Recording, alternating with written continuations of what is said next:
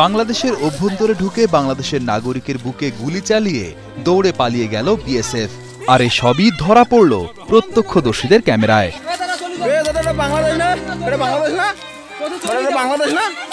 গুলিবিদ্ধ অবস্থায় 53 বছর বয়সী আলতাফ হোসেনকে তাৎক্ষণিকভাবে চিকিৎসার জন্য রংপুরে প্রেরণ করা হয়েছে।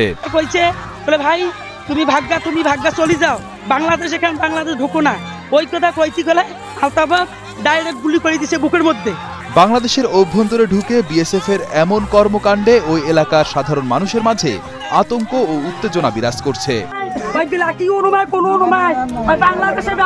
এলাকাবাসী ও প্রত্যক্ষদর্শীদের দাবি 7 জুন শুক্রবার বিকেলে হঠাৎ করেই সিঙ্গিমারি এলাকার 893 নম্বর সীমান্ত পিলারের 8 এবং 9 নম্বর সাব পিলার এলাকার মাঝামাঝি এলাকায় হঠাৎ বিএসএফ এর 4 জন সদস্য বাংলাদেশে প্রবেশ করে। এ সময় বাংলাদেশের সীমান্ত অংশে কাজ করা কৃষক ও তাদের গরু ছাগল তাড়িয়ে দিতে শুরু করে ভারতীয় সীমান্তরক্ষী বাহিনী বিএসএফ এর সদস্যরা। বাংলাদেশি লোক আমার বাংলাদেশে কাজ করতেছে, এখানে বাংলাদেশে গরু ছাগল বান্ধা হয়েছে, 3-4 জন আসিয়া বাংলাদেশের গরুর রশি খুলি দিয়ে নিয়ে যায় বাংলাদেশে আমার আলতাফ নাম ব্যবহার হয় তাই গুলি করছে।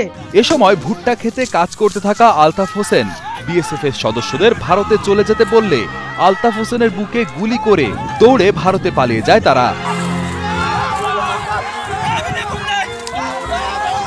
গুরুতর আহত অবস্থায় আলতাফ হোসেনকে উদ্ধার করে চিকিৎসার জন্য রংপুরে নিয়ে যাওয়া হয়। আহত আলতাফ হোসেন ফেরি করে মালামাল বিক্রি করেন এবং অবসর সময়ে ক্ষেতে কাজ করেন। চোরাচালানের সাথে তার কোনো সম্পৃক্ততা নেই বলেও দাবি করেন তার পরিবার।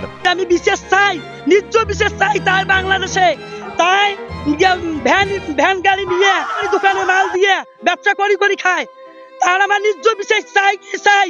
হাতীবান্ধা থানার ভারপ্রাপ্ত কর্মকর্তা সাইফুল ইসলাম ঘটনার সত্যতা নিশ্চিত করেছেন, তবে তাৎক্ষণিকভাবে বিজিবির পক্ষ থেকে কোনো বক্তব্য পাওয়া যায়নি।